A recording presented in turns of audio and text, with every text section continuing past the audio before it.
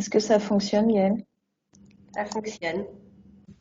Bah, Ouais, je vais déjà te couper mes mails.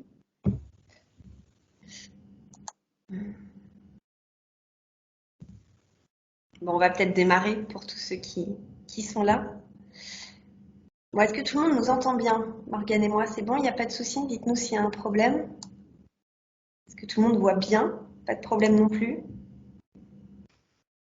Bon, C'est bon. c'est parfait. Bon, bah, bonjour à toutes et à tous. Donc, moi, je suis Gaëlle Lomaillé, la directrice des ressources humaines du département de Loire-Atlantique. Et Morgane. Donc, je suis Morgane Besson, l'adjointe de Gaëlle Lomaillé. Alors, on va vous faire une petite présentation. Alors, l'intitulé de l'atelier est assez vaste. Donc, très humblement, on va juste vous présenter ce qu'on a fait dans la collectivité. Alors, peut-être que certains d'entre vous le savent déjà. En fait, on vient d'obtenir la double labellisation égalité-diversité. Mais on n'est pas sur l'atelier sur la labellisation. Donc, l'objectif, c'est pas de vous parler spécifiquement de la labellisation, mais évidemment, ça va quand même émailler un peu notre discours parce que ça a été très structurant pour nous. Donc en fait, sur la question d'aborder une politique diversité, vraiment, je vais commencer par le contexte, vous expliquer comment on y est allé. Et puis après, l'objectif, c'est vraiment d'échanger avec vous, hein. On a 5-6 diapos, et puis après, c'est de prendre vos questions. Si vous avez des questions au fil de l'eau, n'hésitez pas à les poser, soit à lever la main, soit à faire des commentaires. Les deux nous vont, il n'y a pas de problème. On essaiera de gérer les deux. Voilà pour les présentations. Juste peut-être en deux mots, le département pour tout le monde, département de Loire-Atlantique. Donc, nous, on est positionné à Nantes, 5000 agents. On est un département déconcentré, donc avec six, nous on les appelle les délégations, sur les territoires, hein, qui ont à peu près les 2/3 des effectifs. Donc tout ce qui est collège, assistants familiaux, travailleurs sociaux, enfin tous les gros bataillons, on va dire, sont au territoire. Et au siège, on a 1/3 des effectifs. Voilà. Bientôt les élections, comme pour tous les départements et les régions. Je ne vous dis pas quand parce qu'on n'est pas bien sûr, mais donc on arrive là, nous, au terme d'un mandat. Voilà en deux mots. Et donc, sur le contexte peut-être de la politique, en fait, la politique égalité est très portée, mais politiquement, pour le coup, depuis une dizaine d'années, puisque dès 2010, il y avait une signature de la Charte européenne pour l'égalité des droits dans la vie locale. Donc, ça a été, voilà, on va dire, c'est d'assez longue date dans le côté politique. Alors, je vous parlerai moins du côté politique que je connais évidemment moins que le volet interne, mais on pourra en échanger un peu parce que c'est quand même ce qui structure assez fortement la démarche. Et donc, dernières élections en 2015, il est décidé d'avoir une conseillère départementale en charge de l'égalité des droits. Donc, dans l'égalité des droits, c'est à la fois femmes-hommes, à la fois diversité. Et donc forcément, qui dit élu dit souhait de mettre en place des choses. Et donc très rapidement, il est acté en 2015 dans le projet stratégique de ce nouveau mandat d'aller vers une labellisation égalité-diversité. Donc ça, on va en reparler après parce que ça s'est pas mis tout de suite en place. Mais voilà, très rapidement, il y a eu cette orientation-là, sachant que certains projets, du coup, ont été très portés politiquement, notamment la question du handicap. On a notre première convention avec le FIPH avait été votée à la date de 2007. La première convention, on vient de signer notre 4e là cette année. On a donc ça c'était assez porté. On est à un taux d'emploi direct actuellement d'un peu plus de 8%. La jeunesse aussi était très portée politiquement, avec un fort souhait de recrutement des jeunes, donc tous les dispositifs possibles et imaginables, que ça soit les apprentis, les stagiaires, les services civiques, les différents contrats qui ont pu, les CAE, enfin tout ce qui a pu exister jusqu'au pacte actuellement ont été mobilisés sur le mandat. L'engagement syndical est très porté aussi par le président. Enfin voilà, il y avait quelques sujets comme ça qui étaient portés politiquement. Donc les élections en 2015, je vous parle de la chargée, de la conseillère départementale, et puis un poste de chargée de mission qui est créé, mais qui n'est pas rattaché à la DRH. En 2015, c'est important. Il est créé à la direction vie citoyenne, qui n'est même pas dans la direction générale ressources, hein, qui est dans la DG citoyenneté, donc une toute autre DG, qui a comme but de mener ce chantier en fait avec avec la conseillère départementale chargée, qui n'est pas une vice-présidente, hein, de mener, mais notamment sous l'angle politique publique. Donc, on va dire entre 2015 et 2018, voilà, ça c'est beaucoup d'un point de vue politique publique, c'est-à-dire subventions aux associations, c'est-à-dire partenariats, etc., quels que soient les sujets de diversité. Donc, c'était vraiment plutôt porté vers l'externe. Nous, en interne, jusqu'en 2018, on portait la politique handicap, la politique jeune, en recrutant des jeunes, et puis, bon, l'égalité femmes-hommes quand même. Alors, notre bilan social est genré depuis très très longtemps. On a une représentation très équilibrée des hommes et des femmes depuis très longtemps au niveau du comité de direction générale, au niveau des directeurs, des chefs de service, on est à peu près à 50% partout, enfin, sans vraiment, enfin, on le suit chaque année au bilan social, mais c'est pas un sujet en soi. On reviendra sans doute dans les échanges sur la discrimination positive, mais et en 2018, donc, il y a la décision d'aller vers la fameuse labellisation, enfin les deux, du coup, la décision, elle est d'aller vers l'égalité et vers la diversité. Et autant vous dire qu'à ce moment-là, la DRH a un peu râlé. Donc moi, j'étais adjointe au DRH à cette époque-là, et on a dit, oh là là là là, c'est quoi ce souhait politique d'aller vers l'égalité et la diversité, enfin vers ces labellisations, ça va prendre beaucoup de temps. Alors, on était convaincus par le fond, hein, on pourrait y revenir, mais bon, ça va prendre du temps, de l'énergie, on n'a pas les moyens, le poste, il n'est pas chez nous. Comment est-ce qu'on va gérer ça? Donc, voilà où on en est en 2018. Bon, on n'a pas le choix, on nous dit c'est comme ça, il faut y aller, on dit très bien.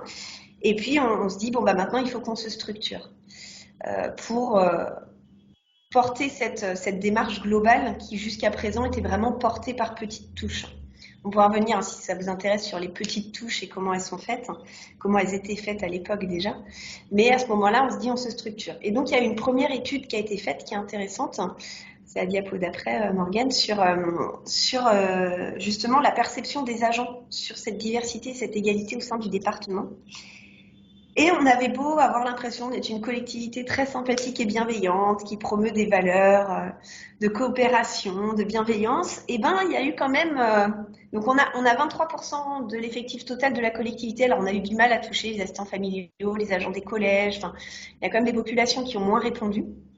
Mais globalement, ce qui est ressorti, c'est quand même qu'il y avait 18% des agents qui avaient assisté à des propos, des agissements sexistes sur les 3 ans. C'était 3 ans précédents.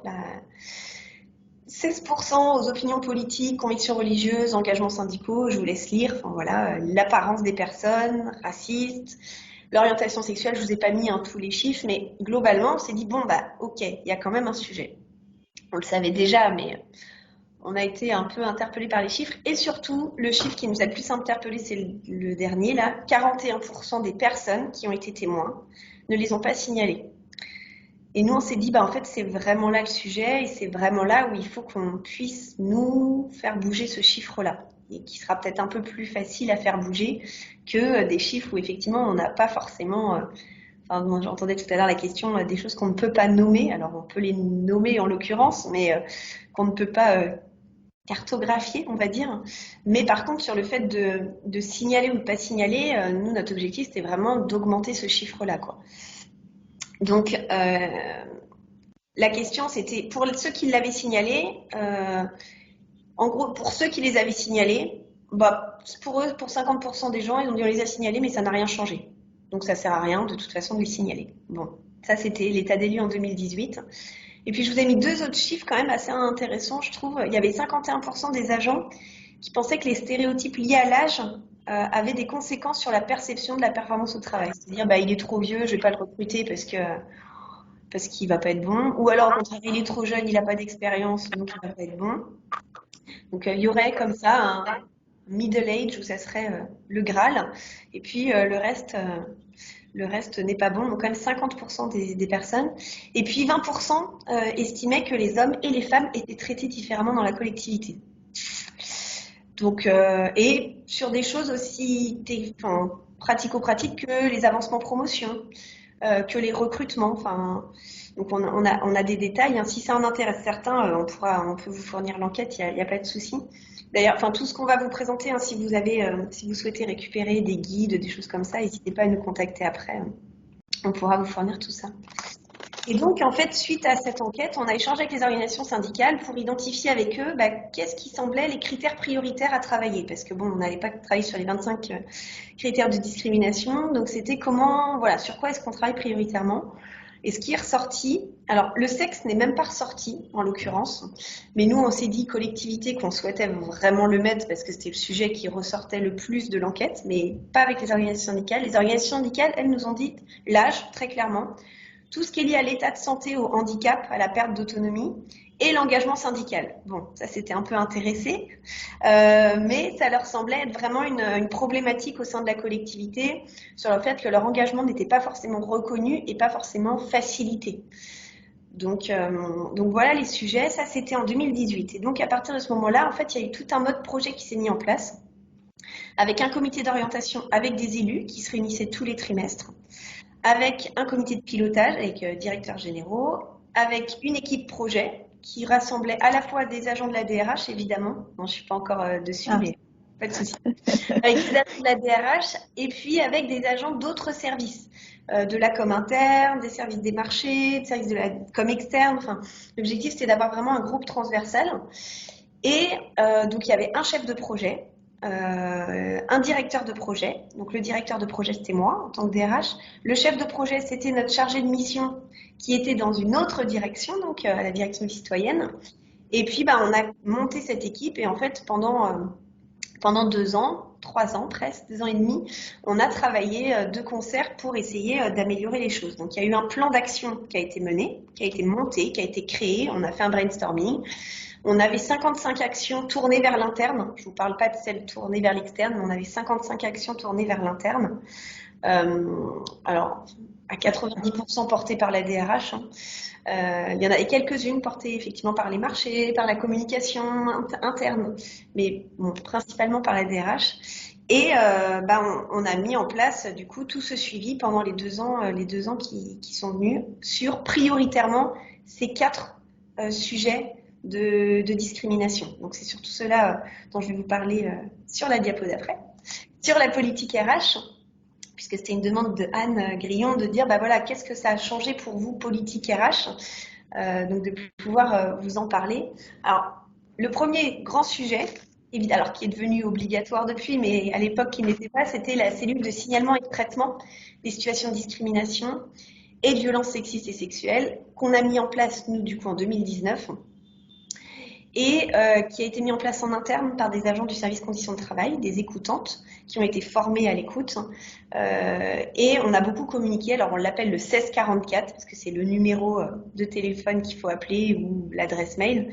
Donc on a fait une grande campagne, ça faisait partie de faire connaître les choses. Donc on a fait une grande campagne de pub dans les bulletins de salaire également pour dire il y a une cellule à votre écoute, il faut l'utiliser, en plus de tous les autres dispositifs, parce qu'on a évidemment beaucoup rappelé la médecine du travail, l'assistance sociale du personnel, les managers, les organisations syndicales.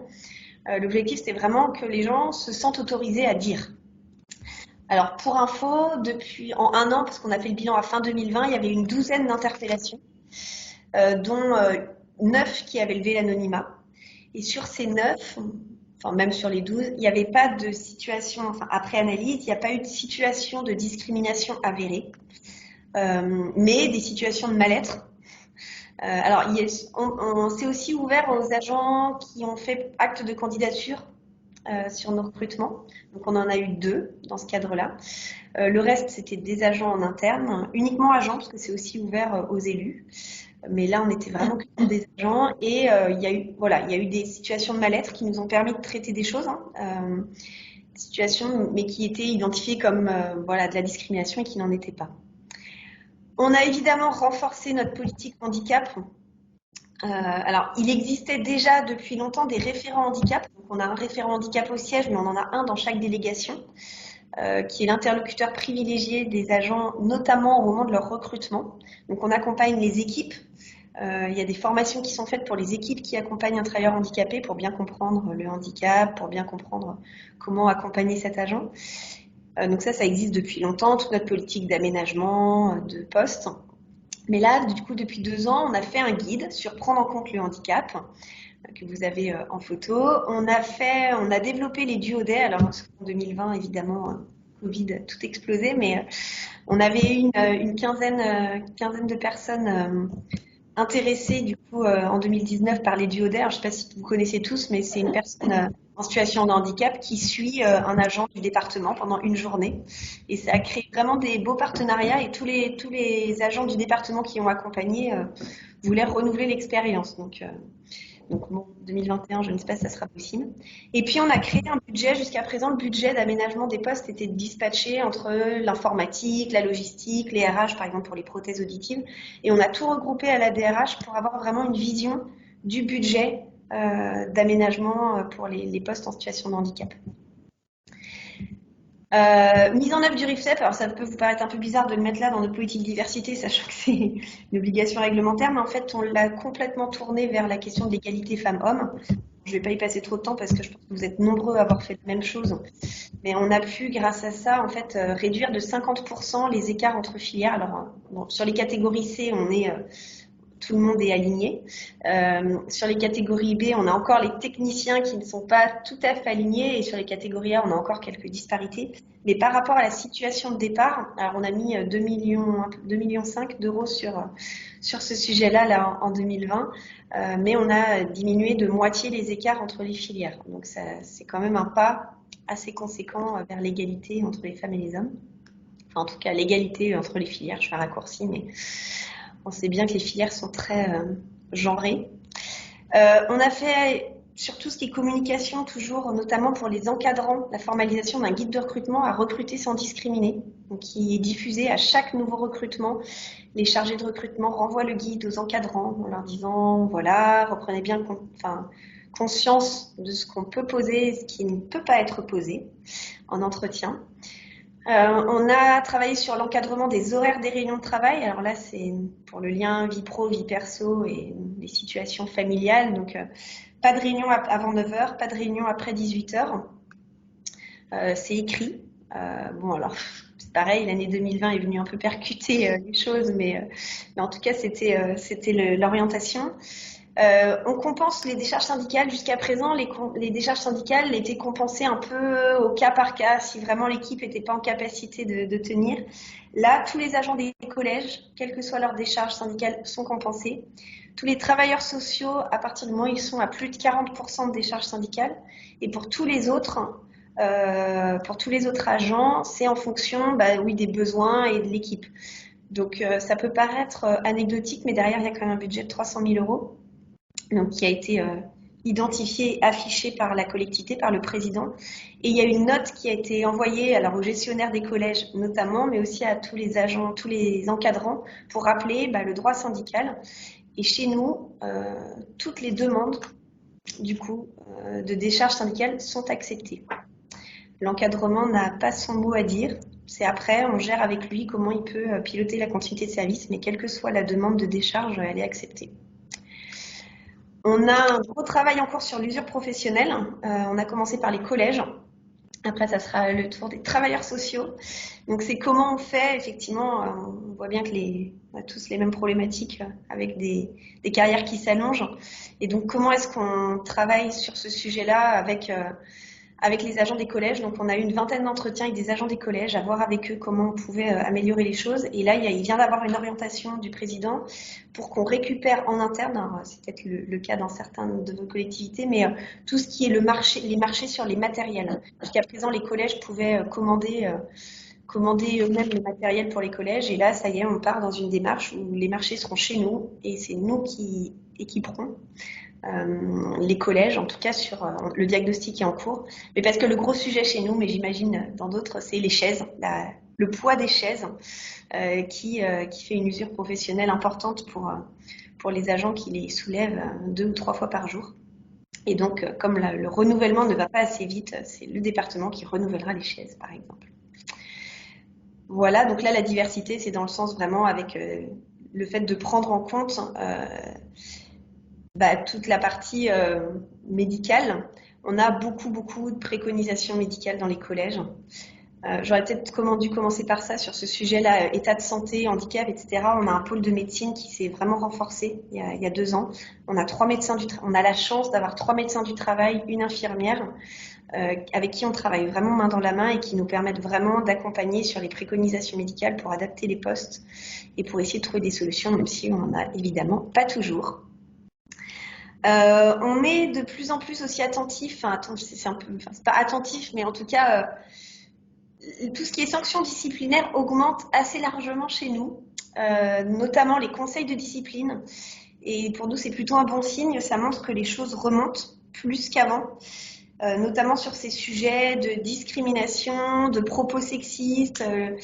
Le chef de cuisine avant qui faisait des petites blagues graveleuses à ses collègues, voire aux collégiennes, ne remontait pas forcément. Et maintenant, ça nous remonte. Donc, Morgane vous parlera de la formation, hein, mais ça nous remonte et en fait, on ne laisse pas passer, vraiment pas. On a des sanctions assez lourdes et on est suivi à la fois par les organisations syndicales et par les élus sur ce sujet. Et ça permet aussi de donner une ambiance un peu collective sur la discrimination et au département, c'est plus possible. Bon, on a fait des guides sur le retour au travail, à la fois pour l'agent et à la fois pour l'encadrant, comment accompagner quelqu'un qui revient au travail. Et puis, sur la partie âge, on a, bon, Morgane parlera d'une formation sur le sujet, mais on était très orienté politique jeune et on s'est dit, bah, faut aussi qu'on s'oriente départ à la retraite. Alors, il y a la fameuse formation qui existe depuis longtemps, qui est adorée par tous les agents sur les départs à la retraite. Mais là, on a travaillé sur le transfert des savoirs. Quand je pars à la retraite, comment je transfère mes savoirs et du coup, comment ça me valorise, moi, qui vais partir à la retraite. Donc ça, c'est quelques exemples qui sont vraiment en lien avec les sujets prioritaires qu'on avait identifiés dans notre labellisation. Je vais laisser Morgane, du coup, vous parler un peu de la communication et de la formation qui sont quand même des enjeux clés du sujet. Sachant que, effectivement, Gaëlle évoquait le fait qu'on a beaucoup priorisé nos actions sur 4 discriminations, mais comme ça a été évoqué à la conférence précédente, on a continué à communiquer, à faire des points réguliers et à utiliser tous nos leviers, notamment la formation, pour parler des 23 critères de discrimination. Et on est tout aussi vigilant aux autres critères de discrimination, les 23 qui sont identifiés par le législateur. Donc, en complément des actions RH qu'a évoqué Gaëlle, on a fait, en lien bien sûr avec la communication interne et d'autres acteurs de la collectivité, un certain nombre d'actions en matière de communication et de formation. Parce que une première précision, la communication interne dans notre collectivité ne dépend pas de la direction ressources humaines, comme ça peut être le cas dans d'autres collectivités.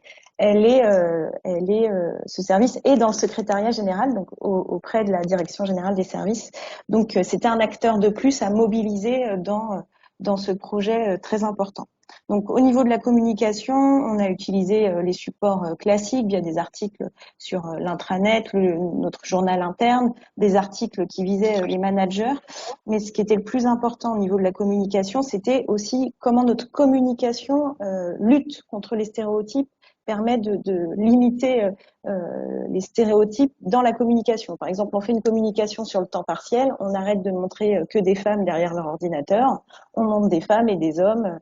Voilà, c'était plus que juste le contenu des articles, c'était aussi comment être vigilant à nos visuels. Et le dernier thème qu'on avait mis sur la communication, c'est l'écriture inclusive. Comment justement limiter les stéréotypes en renforçant l'usage de l'écriture inclusive, ce qui fait parfois débat dans sa lisibilité, sa complexité, mais qui est vraiment très utilisé dans la collectivité. Et il faut savoir que dans le double label, dans l'audit, dans la démarche de labellisation, il y a vraiment une action bien identifiée sur la communication interne. Donc, au-delà des formats classiques, on a surtout voulu faire des interventions plus pédagogiques, différentes, des pas de côté. Donc ça, c'est à travers des journées auprès de l'ensemble des catégories A de la collectivité, où on a fait intervenir des artistes, des sociologues pour parler de ces sujets. Et puis, c'était des journées qui étaient intéressantes pour parler des actions en interne, mais aussi valoriser les politiques publiques qui étaient mises en place pour promouvoir l'égalité et diversité. Je pense dans les collèges, je pense dans l'action sociale. Voilà, c'était pour aussi sortir de nos seules frontières internes. comme on disait tout à l'heure, les élus ont été très mobilisés et très pilotes sur ce sujet et au vœu du personnel, le président a aussi fortement insisté sur ce sujet et c'était d'ailleurs le thème principal des vœux aux agents de janvier 2020. On est aussi vigilant lors de l'accueil des nouveaux arrivants à faire des communications très fortes sur ces sujets. Il y a eu aussi un dépliant dans les bulletins de paye et peut-être un des éléments les plus importants de cette communication information, c'est le fait qu'on a fortement encouragé toutes les directions, tous les services à nommer un référent égalité et diversité dans leurs services et directions. Il y en a au total 54 et je crois qu'il y en a 3 de plus depuis la semaine dernière.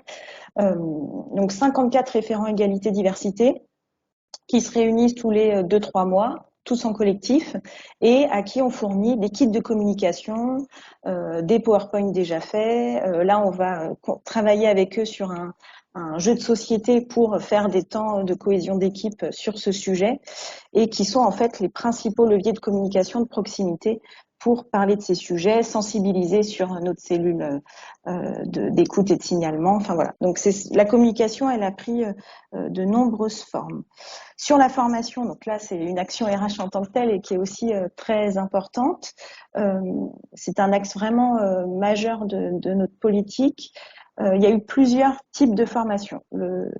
La première chose qui a été mise en place, c'est 6 formations sur le sujet égalité, diversité, avec la volonté, voire l'obligation, que chaque agent soit formé d'ici 2024. Aujourd'hui, ce sont 1335 agents qui ont déjà été formés à la fin 2020, et on veut que d'ici 2024, tous nos agents soient formés au moins et assister au moins à une de ces formations, ces 6 formations-là, sur le sujet égalité, diversité. Donc les 6 formations, c'est en fait 4 formations avec 2 modules spécifiques pour les encadrants. Les 4 formations, c'est égalité femmes-hommes, deuxième, sexisme au travail, troisième, laïcité, et la quatrième, c'est lutte contre les discriminations. Et pour ces formations égalité femmes-hommes, ça repose sur des serious games avec une vidéo, un accompagnement par un prestataire et des vidéos et on choisit la suite de l'histoire en fonction de situations de discrimination ou de sexisme au travail. Et on a aussi adapté un peu ces modules à des publics particuliers comme celui des agents de collège parce qu'on sentait que vraiment dans ces équipes, il pouvait y avoir plus de tabous, plus de difficultés à travailler sur ce sujet. En complément, on a aussi mis en place des formations là qui portent sur ce sujet tout en permettant d'aborder d'autres thématiques comme notamment la retraite. C'est le management intergénérationnel. Donc on a expérimenté ça en fin d'année dernière et là on va l'étendre le plus possible à nos agents. Et puis on a aussi été vigilant à mettre ces thèmes très importants pour nous à peu près dans toutes nos formations qui existent. Je pense notamment à la formation pour les agents d'accueil. Donc on a une dizaine d'agents d'accueil sur les sites centraux du département, mais aussi beaucoup d'agents d'accueil sur les sites territoriaux. Et là, systématiquement, on leur parle de discrimination, on leur rappelle les règles d'accueil au public, notamment par rapport à la laïcité. Donc voilà, on essaye aussi de bien intégrer ces sujets dans les autres formations classiques. Et puis, quatrième volet, c'est là les formations plus vraiment d'expertise sur ce sujet-là. Et là, on a formé tous ensemble, tous les acteurs de la RH, sur comment accompagner une personne qui se dit victime de discrimination, comment on définit une discrimination, où là, on était sur quelque chose de beaucoup plus juridique, de beaucoup plus en lien avec des témoignages réels d'agents, en mode aussi un peu analyse de pratique entre collègues qui avaient pu être confrontés à une situation de témoignage ou de disciplinaire et qui avaient parfois pas été facile à définir, à identifier. Donc voilà pour la partie formation, mais vous aurez peut-être des questions complémentaires. Sur la suite, donc effectivement, le département a obtenu les 2 labels le 5 février. On va refaire une enquête, on refait une enquête, c'est ce mois-ci là, en avril, sur la question de l'égalité femmes-hommes et de la lutte contre les discriminations, qui est ouverte à tous les agents. Donc c'est une enquête sur le même format à peu près que celle de 2018 pour savoir s'ils ont été confrontés à des situations, ont été témoins, et puis voir s'ils appréhendent bien les outils qu'on a mis en place. Et puis pour la suite, parce que qui dit label dit surtout qu'on s'oblige à continuer à faire, puisque on sera de nouveau audité dans 2 ans, si je ne me trompe pas, 3 ans. Donc voilà, ça nous oblige à faire, et donc on va continuer à approfondir notre travail, notamment sur 3 sujets. Les assistants familiaux, donc Gaëlle en a parlé plusieurs fois. C'est vrai que c'est un public qu'on a plus de mal à viser parce qu'elles travaillent à domicile, mais elles sont aussi confrontées à ces sujets, bien sûr.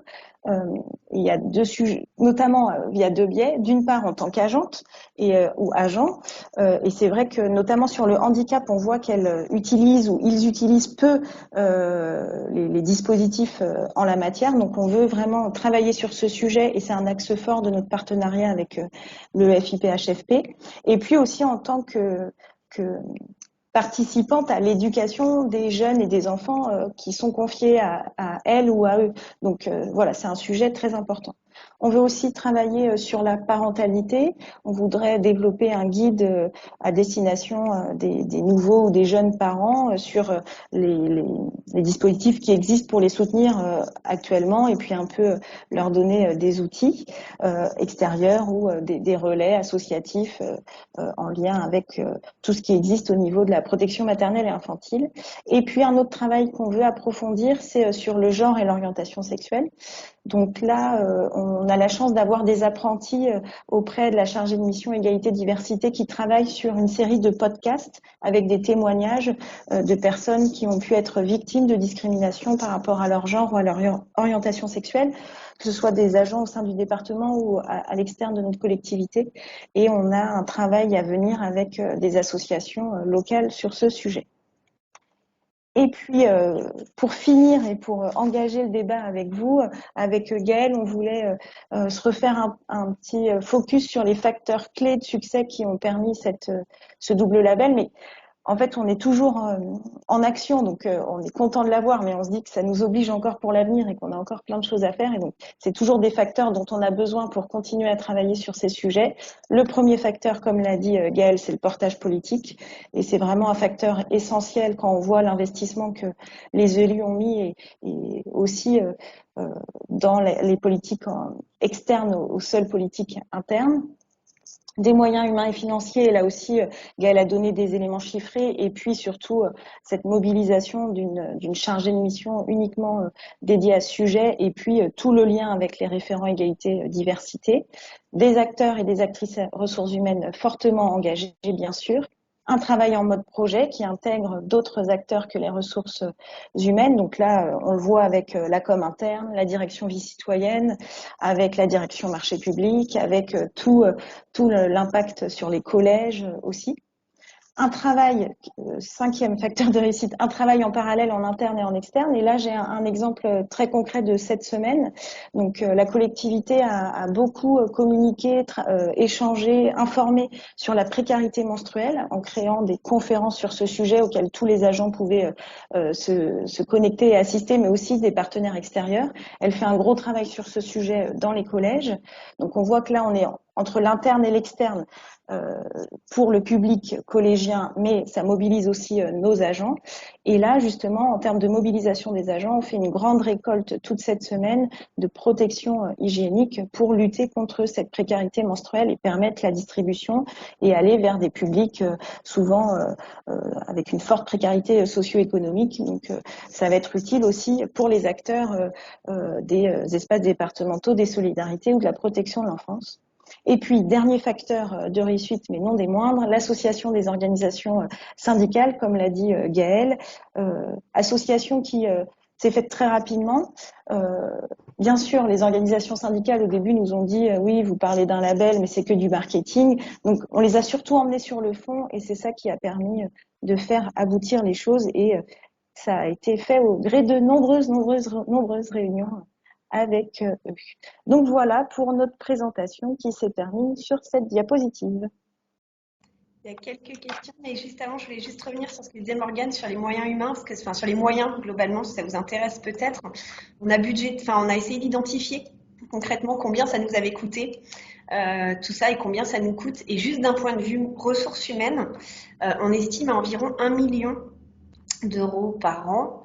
La mobilisation sur ces sujets-là, entre nos référents handicap, entre les référents égalité qui sont dans les directions, la chargée de projet, le temps que les acteurs RH y passent. Enfin voilà, donc c'est évidemment, enfin ça évidemment, mais bon, après, les résultats. Bon, même si on nous a dit tout à l'heure que ça ne rendait pas plus performant, que la diversité ne rendait pas plus performant, mais au moins la diversité rend diverse, c'est déjà pas mal. Sur les questions que vous avez posées, peut-être juste commencer par la dernière, parce qu'on repart plus loin en arrière. L'enquête, en fait, au moment où on a fait le premier diagnostic en 2018, ça nous a semblé intéressant de faire appel à un prestataire pour avoir un œil extérieur et qu'on nous dise pas, oui, c'est la DRH qui a fait son diagnostic, évidemment, il est tout beau. Puis en plus, il était pas si beau que ça. Donc on a fait appel à un cabinet extérieur. Alors, c'est nous qui avons diligenté l'enquête en tant que telle, mais on a vu avec eux. Et puis, ils ont fait à la fois, en fait, aussi des entretiens. Il y a eu, en plus de l'enquête, il y a eu beaucoup d'entretiens. Donc, on a tout un diagnostic d'une 50aine de pages. En plus des chiffres que je vais donner les chiffres parce que c'est plus parlant, mais de ressentis, de situations qui se sont posées. Donc, ça a bien été fait en extérieur. Sur les formations obligatoires, je te laisse répondre peut-être, Morgane. Alors, attends, j'ai pas... les formations ont-elles été rendues obligatoires? Donc, nous, on l'a présenté comme cela, mais il n'y avait pas de comment dire? Enfin, on pouvait pas on n'avait pas de contrepartie négative si l'obligation n'était pas respectée. Donc, on a parlé de formation obligatoire, mais on a surtout fortement encouragé les gens à s'inscrire. On suit régulièrement les choses, c'est-à-dire qu'on regarde qui s'est inscrit en formation. On a transmis ces éléments aux directions et directeurs généraux et directrices générales adjointes pour justement qu'ils suivent ces éléments-là et qu'ils imposent ou qu'ils encouragent encore plus vivement leurs agents à y participer. Mais par contre, ce qui est intéressant là, ce qu'on commence à faire aussi, et ça va peut-être aussi faire le lien avec la première question, on a constaté dans des équipes qu'il y a eu justement des mauvaises blagues, notamment des blagues sexistes, que ça a pu choquer certaines personnes, que ça a pu être très mal perçu, et notamment dans des équipes où il y a 90% d'hommes, ou une culture un peu virile, un peu blagueuse, qui aujourd'hui sociétalement n'est plus acceptée. Et donc il y a eu un recadrage, mais vu qu'on était dans une approche collective un peu insidieuse, il était difficile de faire du disciplinaire, et donc là on met en place des formations collectives pour ces équipes pour qu'ils en parlent. Et là, c'est une obligation managériale qui leur est imposée. Donc voilà. Mais là, on est plutôt sur un suivi de nos indicateurs jusqu'en 2024, tout en ayant indiqué un peu faussement peut-être qu'elles étaient obligatoires. Peut-être pour rebondir du coup sur la première question, parce qu'effectivement c'est un vrai sujet. Comment on gère ces équipes? Alors chez nous, en département, c'est agent des collèges, où souvent c'est le cuisinier qui est le grand chef. Et puis sur les routes, où c'est des équipes très masculines, où on peut avoir quelquefois quelques femmes qui se baladent et qui sont pas forcément très bien, qui ne vivent pas forcément très bien les choses. La première chose qu'on a faite quand même qui est importante, c'est on a formé les élus, nos élus. Parce que je ne sais pas comment sont les vôtres, mais c'était pas forcément les premiers vecteurs de non-discrimination. Les petites blagues peuvent aussi provenir d'élus. Donc on a formé nos élus, on a formé les organisations syndicales pour qu'eux-mêmes soient aussi beaucoup plus vigilants sur les sujets. Par exemple, Force ouvrière est très implantée dans les collèges, et le fait qu'eux soient maintenant des vecteurs de cette non-discrimination, ça nous aide vraiment, parce qu'en fait, plusieurs fois, ils sont venus vers nous. C'est pas les agents qui nous ont interpellés, ils nous ont dit, je viens vers vous, il ne veut pas pour l'instant dire son nom, mais vraiment, il y a un sujet à tel endroit, à telle équipe, etc.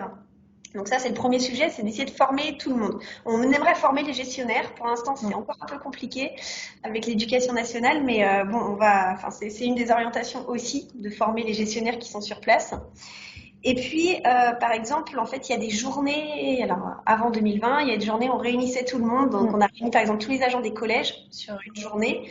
Et donc, on a, là, à cet endroit-là, on a fait un quiz. Il y avait les 700 agents des collèges. On a fait un quiz sur l'égalité, sur la diversité. J'ai clairement explicité que les petites blagues, c'était non. J'ai donné des exemples de blagues qu'on avait entendues de la part de certains d'entre eux et que c'était pas possible. Donc voilà, on essayant de le prendre un peu avec humour, mais que tout le monde entende bien ça. Et puis, clairement, les sanctions disciplinaires, ça se sait. Il y a des volants aussi qui passent, enfin voilà, des renforts qui passent d'une unité à l'autre. Donc les choses se savent et ça remonte un peu plus. Enfin, on espère, on a l'impression. Bon. Si, ouais, quand même. Après, il y a sûrement encore des endroits où Mm. c'est pas encore assez défini. Mm. Mais en fait, là, très clairement, enfin, on a revu récemment, en fait, quelque chose qui s'était passé il y a 3 ou 4 ans. Mm. Et à l'aune de tout ce qui s'est passé, on se dit, mais Mm. notre réaction à l'époque a été complètement Mm. sous-estimée. Mm. On n'est pas allé suffisamment sur le disciplinaire. Enfin, voilà, le fait Mm. de tous en parler collectivement, nous oblige, nous, à une exemplarité qui permet Mm. de faire évoluer les choses, quoi.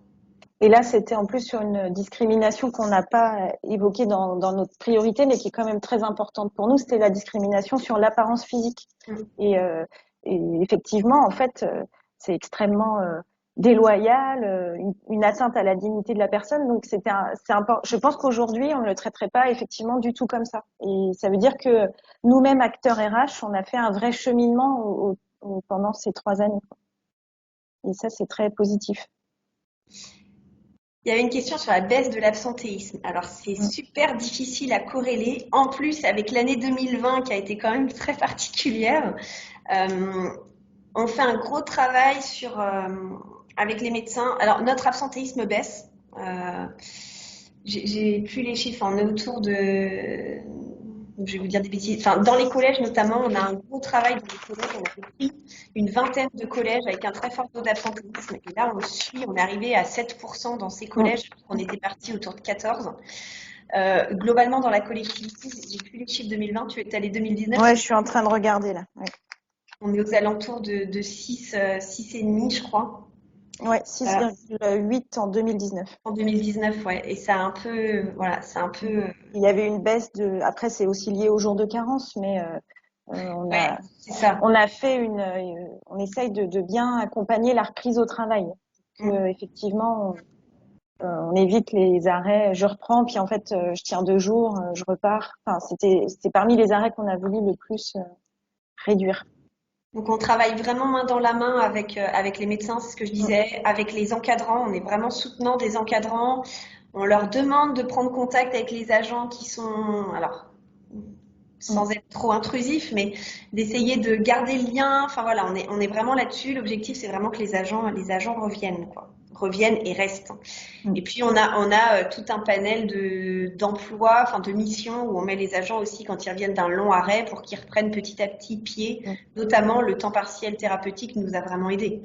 On a quand même pas mal d'agents à qui c'est préconisé. Donc c'est difficile à dire Mm.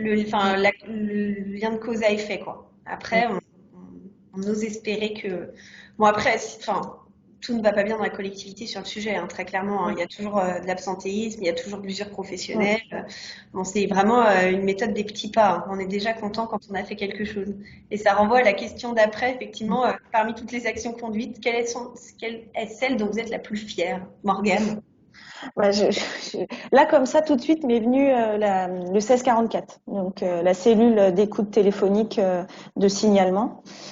Euh, Parce que c'était pas évident de la mettre en place, que ça a vraiment permis d'identifier des écoutantes, c'est que des femmes, donc je dis écoutantes, des écoutantes qui ont été extrêmement bien formées à ce sujet, et en fait ça a permis surtout de pouvoir réceptionner aussi des questions relatives au harcèlement moral et de le traiter. Et en l'occurrence là on a réussi à viser parfois des agents de collège qui ont vu le petit flyer dans leur bulletin de paye, qui se sont dit, là, je crois que je me fais vraiment harceler moralement par mon N+1, et on a pu traiter les choses. Donc, ça a été un levier de plus, un outil de plus pour des agents qui s'étaient sentis peut-être éloignés et outils sur lesquels on a beaucoup communiqué.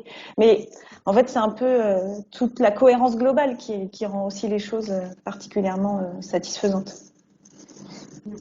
Et toi, Gaëlle, parce que moi, ça m'intéresse de savoir. Ouais, ben, je sais pas. En fait, on a fait plein de petites choses. Il y a quelque chose que je trouve. Après, c'est très politique et puis c'est des sommets derrière. Mais la compensation des décharges syndicales, je trouve que vraiment c'est un voilà un acte fort pour enfin, on avait beaucoup dans les collèges, on nous disait bah oui, quand on vient en CAP, là, et bah, c'est nos collègues qui prennent le boulot et du coup, c'est compliqué pour nous de venir, c'est compliqué pour nous de faire notre boulot de travailleurs, enfin d'organisation syndicale et on a un très très fort lien avec les organisations syndicales. On fait beaucoup de réunions avec eux sur beaucoup de choses. Et donc, je trouve que cette décision a été équitable. Enfin, je trouve ça assez intelligent. Après, pour moi, le plus gros, enfin, l'action dont je suis la plus fière globalement, c'est qu'on arrive, enfin, c'est quelque chose qui, d'un point de vue RH, en tant que DRH, est très porteur de transversalité. C'est-à-dire que ça touche à la fois le service qui gère le recrutement, la formation. Sur la formation aussi, quand même, il y a eu un énorme boulot de fait. Ça touche à la fois, évidemment, tout ce qui est lié à la promotion, avancement, la carrière, la paye, l'absentéisme. Ça touche aussi, évidemment, les conditions de travail. Ça touche le dialogue social. Enfin, donc, en termes voilà, de projet RH, c'est vraiment intéressant. Et puis un projet positif. Ouais, oui, c'est ça. Un projet positif qui permet de créer une motivation, une émulation collective dans des périodes qui n'ont pas été toujours très simples. L'année 2020 a été quand même hyper compliquée et quand il a fallu se faire auditer pendant 2 semaines, et je sais plus combien de personnes ont été auditées, mais une vingtaine, trentaine, enfin c'était énorme. Tout le monde y est allé extrêmement motivé alors qu'on était tous épuisés après 6 mois de confinement, Covid, etc. Donc, on sentait qu'il y avait une émulation collective parce que ça faisait vraiment écho à des valeurs et puis à un truc positif, quoi. Sur les sanctions disciplinaires, juste pour répondre, alors on va classiquement quand il y a des petites choses sur des exclusions de 3 jours. Mais on est allé plusieurs fois sur des conseils discipline et pour un acte que je ne sais pas si on l'aurait su si on n'avait pas fait tout ça, on est allé à la révocation. Sur un homme envers ses collègues, un chef cuisinier en l'occurrence envers ses collègues, qui est allé jusqu'à un aspect physique. Et je pense qu'on ne l'aurait pas su si on n'avait pas mis en place tout ça. Et donc l'année dernière, on a eu la révocation pour ce chef cuisinier. Et on est allé sur des exclusions d'1 mois sur certains sujets. Bon, vous allez avoir l'impression qu'on en fait plein, mais pas tant. Il y en a eu 8 l'année dernière, Gaëlle. Lié à ça, voilà, mais du blâme jusqu'à la révocation. Jusqu'à la révocation. Donc on fait la palette. On fait la palette. Monsieur Audou, vous leviez la main? Votre micro est coupé, par contre. Moi, ce que je trouve qui peut être intéressant dans l'action égalité-diversité, c'est de mettre en convergence l'action qui est faite sur les politiques publiques et l'action qui est faite sur les RH en termes de RSE, d'employeurs exemplaires. Par exemple, moi j'ai une collègue au développement économique qui a promu une charte pour l'emploi métropolitain des seniors sur la métropole. Et du coup, moi, je suis allé voir mes collègues ressources humaines et je leur ai dit, mais nous, qu'est-ce qu'on fait pour la gestion des âges intergénérationnels? Donc, je sens bien que c'est une piste à faire évoluer. Pareil, j'ai une collègue en politique de la ville qui incite les entreprises à embaucher des stagiaires 3e issus de collèges de REP+. C'est vrai que du coup, l'entreprise peut légitimement lui dire, et vous, à Lille Métropole, est-ce qu'en tant qu'employeur, vous en prenez aussi? Voilà. Donc, pour moi, j'y vois aussi l'occasion aussi de faire converger l'interne et l'externe. Tout à fait. C'est une grande force d'avoir la chargée de mission dont on parlait tout à l'heure, pas la DRH. Parce qu'effectivement, elle a fait vraiment le lien avec les politiques. Alors moi, je vous en parlerai moins, mais effectivement, on parlait tout à l'heure, tu donnais l'exemple de la précarité mensuelle, mais là, sur tout ce qui est, c'est une de nos orientations, de travailler sur tout ce qui est LGBTQI+, à l'avenir. L'objectif, on subventionne déjà des associations depuis plusieurs années, et là, c'est d'utiliser aussi les partenariats avec ces associations sur l'espace public et pour nos citoyens, pour y travailler en interne. Donc effectivement, notre objectif, c'est aussi de faire des liens. Et la direction de la communication externe, nos magazines, tous les mois quasiment, là depuis 2 ans, sont chaque mois sur un sujet de discrimination. Donc c'est les relations amoureuses chez les personnes âgées, c'est la natalité chez les personnes en situation de handicap, ça va être des sujets très précis comme ça, l'homosexualité, il y a chaque mois quasiment. Et donc le fait aussi que ça soit autant porté vers l'externe, a un retentissement sur l'interne. Parce qu'on les voit, enfin ils sont partout, les guides, enfin nos journaux externes sont partout, chacun le reçoit dans sa boîte aux lettres aussi. En fait, c'est une petite musique de fond aussi que chaque citoyen a, et quand il devient du coup, quand il revient en tant qu'agent, il a aussi cette idée-là, quoi. Et par exemple, la direction autonomie, donc personnes âgées, personnes handicapées, a beaucoup travaillé sur les aidants. Donc ça concerne souvent des personnes qui parfois sont en fin de carrière professionnelle, donc qui doivent gérer leur fin de carrière professionnelle et être aidants de leurs parents âgés. Et donc ça a fait écho à nous, la mise en place du congé proche aidant, et il a fallu effectivement faire les liens avec eux, et on va continuer à le faire pour voir comment aussi on peut plus communiquer vers nos agents sur tous les dispositifs que met en place la direction autonomie à destination des aidants en matière de répit, en matière de soutien. Donc ça fait des liens. Après, moi, je serais intéressée au niveau métropole européenne de Lille sur ce que vous avez fait sur les quartiers sensibles, les quartiers difficiles, quartiers urbains prioritaires, parce que c'est des choses que nous aussi, on doit développer plus, je pense. Donc, ce sera intéressant de le travailler. Ouais. Donc, je veux bien des retours là-dessus.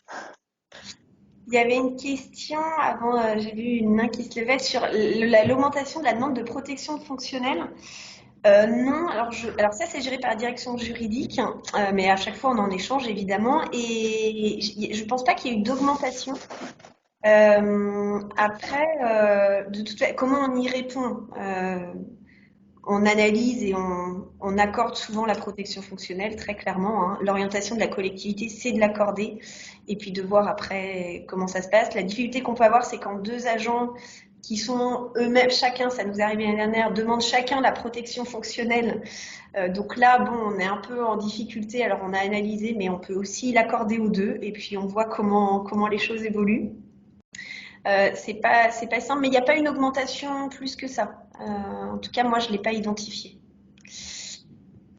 Alors, qui est-ce qui a levé la main que je reparte sur les... Mathilde Icard. Oui, c'est moi. Bonjour, en vrai. Merci pour votre atelier et puis la présentation. C'est vrai que je pense qu'on est plusieurs à trouver votre travail et la démarche très, très inspirante. Je reviens sur la question de la labellisation, puisqu'on voit que, bon, il y a le portage politique et puis il y a aussi ce cadre du label qui a aidé à structurer. Il y aura des ateliers un peu plus tard aussi sur cette question-là. Si dans quelques années, ce sujet n'est plus porté de la même façon au niveau de la collectivité, est-ce que vous pensez que vous avez suffisamment, j'allais dire, de sorte de garde-fou pour que la démarche soit irréversible ?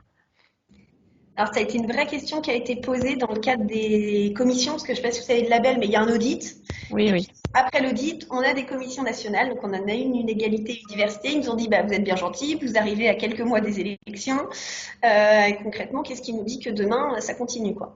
Alors, on a une chance là au département, c'est que c'est porté à la fois par la majorité et l'opposition. Tous les rapports égalité, chaque année, sont à l'unanimité, votés à l'unanimité. Donc, c'est vraiment un sujet qui fait consensus chez nous, en tout cas. Je dis pas que ça sera toujours le cas, je n'en sais rien, mais pour l'instant ça aide. Mais imaginons effectivement que demain c'est plus du tout porté politiquement, que le directeur général ne veut plus entendre parler. Je pense que d'un point de vue RH, on a vraiment acquis collectivement une culture qui nous permettra de gérer mieux les choses. Par exemple, moi, avant Morgane parlait tout à l'heure de la formation qu'on a suivie. Nous, on a formé une formation plus poussée entre tous les acteurs de la RH, siège et territoire, pour rien que bien savoir qu'est-ce qu'une insulte, c'est quoi du harcèlement, enfin d'être très au clair comment nommer les choses. Parce que du coup, c'est quand même la base, c'est le premier sujet. Et je pense que nous, on a acquis une culture, en tout cas à la DRH. La difficulté, ce que nous aide vraiment la labellisation, c'est la diffusion. Comment emmener les managers? En fait, c'est une petite victoire. Enfin, la labellisation, on l'a portée. Le président nous a dit de toute façon, ok, on va vers la labellisation. Donc nous, on était contre, en disant oh là là, quel boulot. Et le président a dit, de toute façon, on y va. Vous n'avez pas le choix, il faut l'avoir. Ok. Donc en fait, ça motive un peu tout le monde. Donc ça nous a permis de mobiliser tous les managers. Alors tous, à des niveaux différents, mais les premiers qui sont allés s'inscrire à cette formation, là, ces fameux 3 heures de sensibilisation, c'est tous les agents du parc de l'équipement. Parce que le chef de service du parc de l'équipement a dit vous y allez tous. Donc là, lui, il l'a rendu obligatoire, sans souci. Ils sont tous venus. Et effectivement, là-bas, on a encore des affiches des femmes dévêtues dans les casiers. Enfin voilà. Donc très clairement, eux, ils y sont tous allés. Donc ce portage nous a permis ça. Je pense que si demain, il y a plus portage, ça peut se perdre un peu au sein de l'institution, mais pas au sein de la DRH, quoi. Et puis une fois qu'on a eu le label, on se refait auditer. Si on se refait auditer et qu'on le perd, je pense que quelle que soit la majorité qui sera présente dans quelques mois, ce sera quand même un mauvais signal. Et en plus, l'évolution sociétale fait que il n'y a plus le choix, quoi. Enfin, voilà. Donc ça s'inscrit aussi dans un contexte social qui est favorable. Et effectivement, sur la formation qu'évoquait Gaëlle et que j'ai évoqué aussi, un peu plus d'expertise juridique, là, on a vraiment eu des outils de tableau d'analyse de la gravité de la situation pour identifier la stratégie du responsable, on va dire, la stratégie de la victime. Enfin voilà, c'était vraiment là, c'était vraiment acquérir des nouvelles compétences pour nous, acteurs RH, quoi. Bien identifier comment réagir à une victime, comment mieux comprendre les mécanismes de fonctionnement d'une personne d'un auteur, et mieux comprendre les ressentis, catégoriser les infractions pour ensuite mieux orienter les personnes vers les bons outils, quoi. Merci. Je vois qu'il y a des demandes, effectivement. Alors, je ne sais pas si on peut passer à Anne, par exemple, les supports qui peuvent vous intéresser plutôt que vous nous les demandiez tous. Enfin, je ne sais pas s'il y a un Ouais, ça peut être. les choses, mais que ça soit les guides, que ça soit l'enquête. Oui, ça sera plus simple, je pense, pour vous. On relaiera si vous en êtes d'accord. Pas de souci, on peut vous donner les choses. Après, s'il y a des demandes particulières, n'hésitez pas à les contacter, il n'y a pas de problème. Mais on peut effectivement vous mettre à disposition les guides, l'enquête, notre rapport, le rapport annuel qu'on a fait, ça vous permet d'avoir un peu des billes pour ceux qui ne se sont pas encore lancés ou pas suffisamment à leur goût. Est-ce que vous avez d'autres questions? Ou est-ce qu'il est midi et tout le monde veut aller manger? Non, il y a une main levée, je crois. C'est Mathilde Descartes qui a pas vu.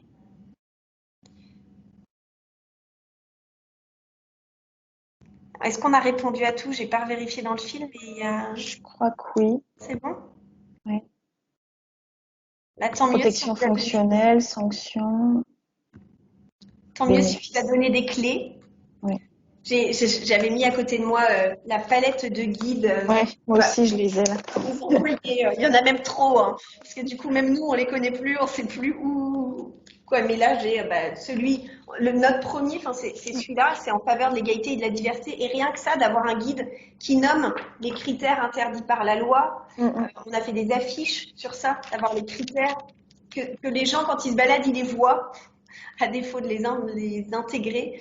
Voilà, il y a quand même une grosse part de tout ça qui est la communication. Et nous, ce qu'on voudrait, là, dans l'enquête, on pourra vous donner les résultats quand on les aura, c'est vraiment que ce 41% là de je n'ai pas déclaré les faits descende. Enfin, déjà, si on avait juste gagné ça, ça serait vraiment super. Et oui, on peut vous donner la trame de l'enquête 2018 et puis la nouvelle. Et les modalités techniques, c'est alors nous on travaille beaucoup avec Sphinx. On travaille avec Sphinx. On a quelqu'un en interne à la DRH qui fait du coup les formulaires. Et puis les gens répondent, puis on récupère la base de données, on analyse. Et du coup, en 2018, c'était un prestataire externe, vous disiez, c'est ça? Ouais, mais c'était elle a quand même été administrée par nous l'enquête. On a quand même fait Sphinx. Et oui, elle est unique en ligne et c'est un peu le sujet. Donc là, dans l'enquête, là en ce moment, alors le Covid nous aide pas, mais on avait organisé de fait d'avoir des agents en transition professionnelle qui iraient avec leurs tablettes dans les équipes des centres d'intervention, des collèges, pour faire remplir les gens, pour échanger avec eux et pour les inciter un peu. On a vraiment communiqué aussi auprès des encadrants pour qu'ils aillent dans leurs équipes prendre. Elle dure 10 minutes à peu près l'enquête. Ouais. Donc, vraiment inciter les gens à y répondre. Mais effectivement, on l'a fait que en ligne parce que sinon, à gérer. C'était pour le traitement statistique, c'est beaucoup plus simple en ligne parce qu'on a déjà nos tableaux qui sont prêts. Alors que si on repasse à du papier et qu'on doit faire les deux, on risque de plus de passer à côté. Mais oui, on vous donnera les trames des deux enquêtes, pas de souci, ouais. Sachant que l'enquête actuelle, là, qui est globalement sur la même base que l'enquête 2018, mais elle a été retravaillée avec les organisations syndicales qui nous ont fait des corrections, etc. Donc, on est effectivement dans cette démarche très itérative avec eux, ce qui prend du temps. En fait, la dernière enquête, peut-être, ce qui a beaucoup bougé, c'est qu'on a vraiment distingué j'ai été victime et j'ai été témoin. Ce qui était un peu plus un gloubi-boulga en 2018, genre j'ai vu, j'ai connu, j'ai su, j'ai fait. Là, en ce moment, on est vraiment sur, voilà, je suis victime ou je suis témoin, c'est quand même pas tout à fait pareil. Alors, ça, c'est une vraie question. Alors, nous, on se bat pour que oui, on communique. Sur la communication externe et la valorisation de la démarche. La preuve, on communique auprès de vous, donc venez chez nous. Non, mais plus sérieusement, quand on a eu les labels, oui, il y a une communication. Alors, sur notre site internet, hein, vous pouvez aller voir, maintenant, il y a vraiment toute une page qui est vraiment bien faite avec il y a des petites vidéos, il y a vraiment des choses bien faites. La com s'en est vraiment saisie. Après, sur la labellisation, là, il y a un grand chantier qui se lance qui n'existait pas encore chez nous. Alors, on parle pas de marque employeur, mais d'identité employeur, donc qui est pilotée par la com en lien avec nous, le recrutement, et évidemment, ça en fera partie. Sur toutes nos annonces, c'est indiqué. Sur toutes nos annonces de recrutement, c'est indiqué. Et puis, bon, on essaie un peu de promouvoir les choses, mais bon, après, faut être aussi assez humble, parce que si on promouvoit, c'était moche. Si on promeut trop, les choses, il peut aussi y avoir de la déception dans le sens où on n'est pas dans le monde des bisounours. Hein. On fait ce qu'on peut avec les moyens qu'on a et l'envie qu'on a, mais il y a évidemment toujours des situations très compliquées. Donc c'est aussi la difficulté, même de communiquer en interne sur bravo, on a la labellisation. Il y a évidemment des agents qui sont en difficulté pour X ou Y situation et qui vont dire non mais c'est bon, voilà, c'est encore le siège, encore la DRH et la direction générale qui communiquent sur des trucs, mais ils connaissent pas notre quotidien. Donc c'est toujours l'équilibre. C'est difficile de valoriser trop fortement une démarche, quoi. Mais on essaie. Bon. S'il n'y a plus de questions, ni écrites ni orales. 12h17. Manger avant de retourner à 14h, c'est ça? Sur le prochain atelier.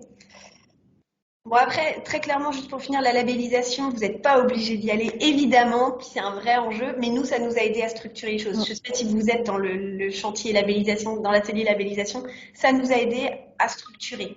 Mais vous êtes, on ne se serait pas, nous, autosaisis RH suffisamment pour le faire. Vous pouvez évidemment le faire sans labellisation, mais du coup, il faut vraiment structurer les choses, je pense, d'avoir une équipe projet, un comité de pilotage à un assez haut niveau pour porter les choses. Voilà, donc je pense que la vraie clé du succès, c'est d'avoir une structure avec un plan d'action qui est suivi et qui permet d'avancer et pas uniquement de partir, nous, tous seuls RH, à essayer de faire des petits pas un peu partout, que vous faites tous, j'imagine déjà. Mais voilà, la structure d'une démarche cohérente et portée un minimum par la direction générale aide vraiment. On n'a personne dédié en RH. Non. Ah non, le poste était à la direction vie citoyenne. Donc moi, j'y ai passé beaucoup de temps en tant que directrice de projet. Très clairement, j'avais un point toutes les semaines avec cette chargée de projet. Évidemment, en réunion de direction, c'était un sujet permanent. Mais par contre, on a une personne dédiée au handicap, au siège. Voilà, on a la médecine du travail. Voilà, selon les sujets, on renvoyait. Et on a identifié 5 écoutantes pour notre cellule d'écoute et de signalement et de traitement des situations de discrimination, de violence sexuelle et sexiste.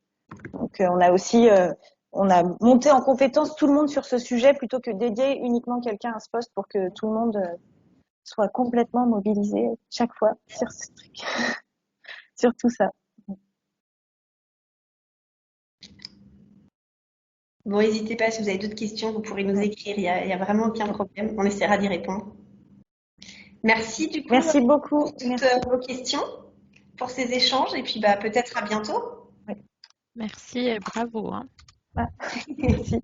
Venez nous voir quand vous voulez, on vous accueille si vous voulez. Dès qu'on peut se déplacer avec grand plaisir. Et à bientôt alors, et puis bonne journée à tous. Merci beaucoup. Au revoir.